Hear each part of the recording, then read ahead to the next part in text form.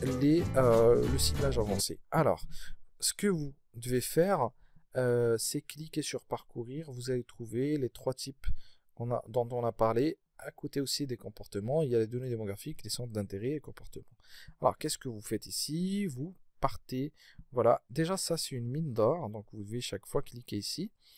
Sinon, vous cliquez sur comportement, par exemple, en premier lieu.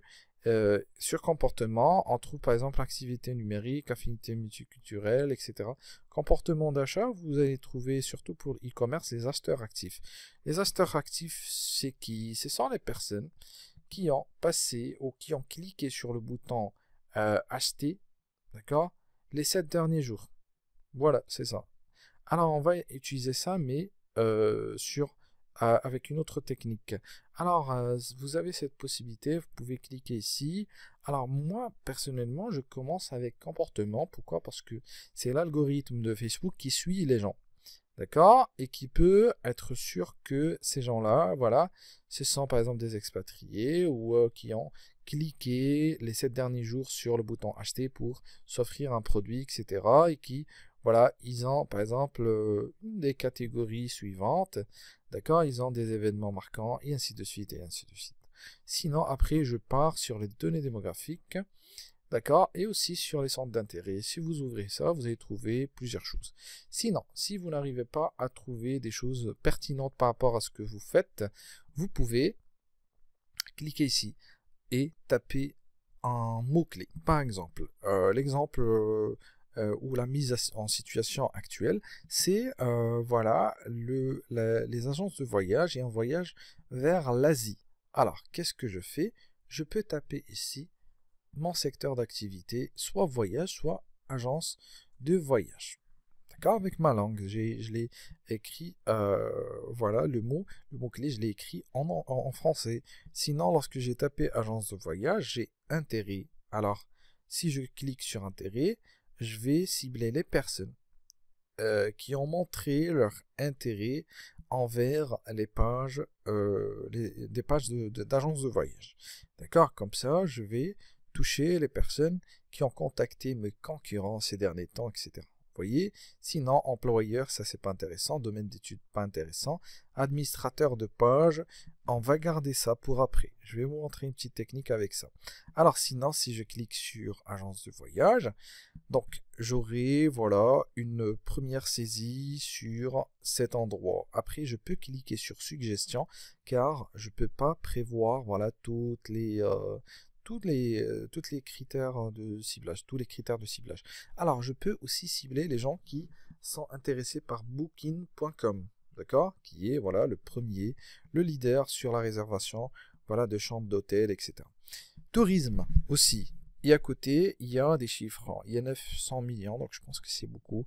Voyages, vacances, etc. TripAdvisor, etc. Alors, l'idée est de ne pas trop abuser, d'accord, de ces critères de ciblage. D'accord? Si je mets par exemple ici une vingtaine, c'est comme si j'ai pas fait de ciblage. Alors, Facebook nous dit que sur l'ensemble des critères, il faut choisir entre 6 jusqu'à 10 critères de ciblage. Inclut aussi l'âge et aussi le genre et aussi voilà le critère. On peut choisir ici par exemple 1, 2, 3, 4. Donc il va falloir ici qu'on ajoute entre 4 et 5 maximum. Ce sont les dires de Facebook, c'est les recommandations de Facebook. Alors il ne faut pas trop abuser, sinon on n'aura pas... Alors il y a une estimation ici, la taille de l'audience, donc vous pouvez toucher 400 000 personnes sur les 4 pays, d'accord, qu'on a choisi sur les critères de ciblage en haut. Alors, donc 400 millions, c'est beaucoup. D'accord? Certes, ce sont des personnes qui sont intéressées par ça, mais j'ai la possibilité d'exclure des personnes et affiner l'audience. Alors, pour affiner, donc c'est un produit cartésien qui va se faire, c'est-à-dire je vais à la fois sélectionner les personnes qui sont intéressées par ces critères de ciblage et en même temps qui sont peut-être par exemple, des personnes qui sont par exemple, des voyageurs actifs. Donc, je peux taper voyageurs. Vous allez trouver ça sur Parcourir. Voilà, grand voyageur, d'accord? Pas un voyageur actif, mais grand voyageur. D'accord? Comme ça, j'ai, par exemple, une audience de 200 000 personnes qui est largement suffisant. D'accord? Grand voyageur. Vous voyez? Alors, qui sont ces grands voyageurs?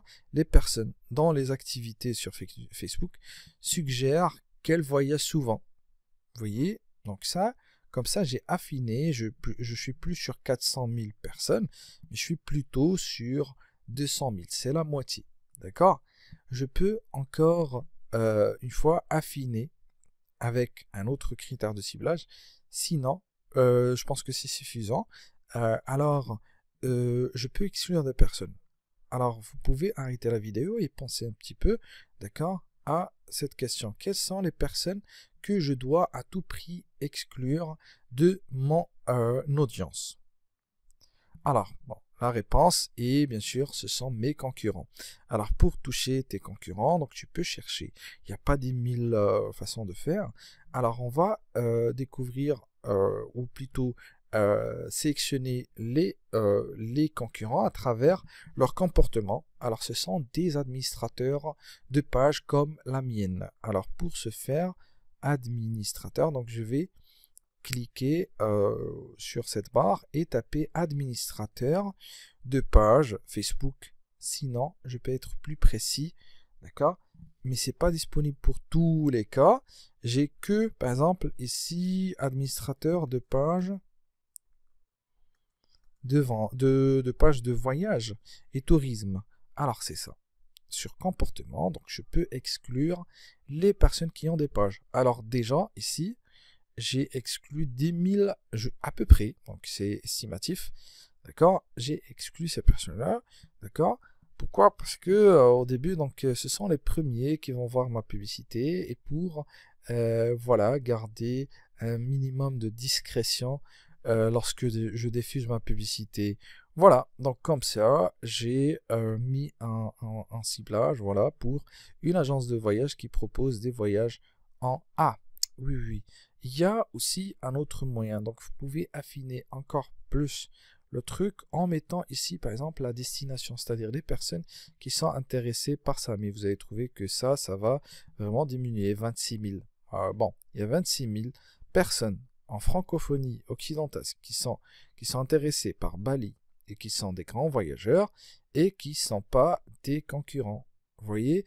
Donc, comme ça, j'ai trouver voilà voilà, mais je pense que ça ici sur les estimations j'ai eu voilà une sorte de d'avertissement, d'accord, qui me dit voilà là je peux ne pas avoir plus de demandes.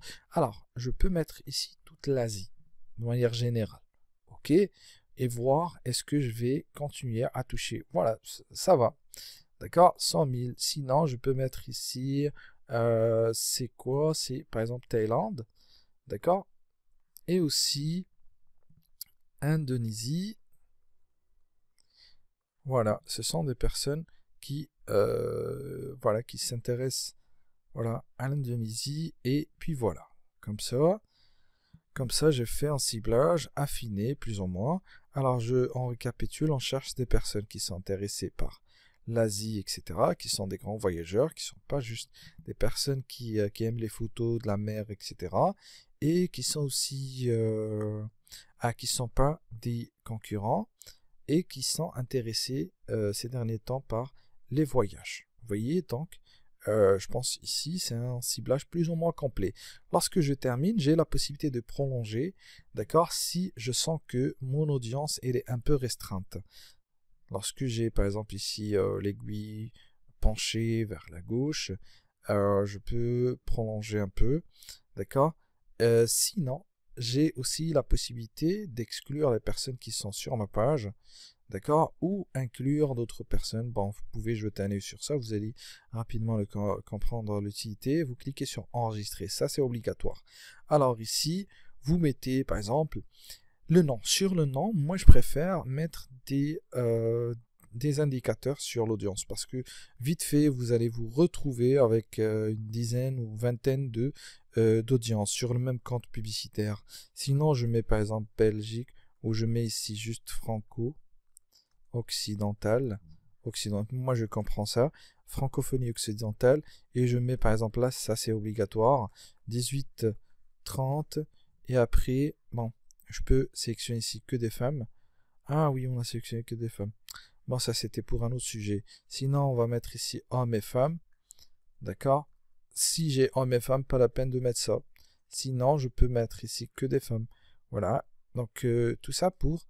Voilà. On va mettre, par exemple, plus pour dire que ça inclut les personnes qui aiment, par exemple, agence de voyage, plus Bali ou Asie. Vous voyez? D'accord? Et plus aussi qui sont des grands voyageurs,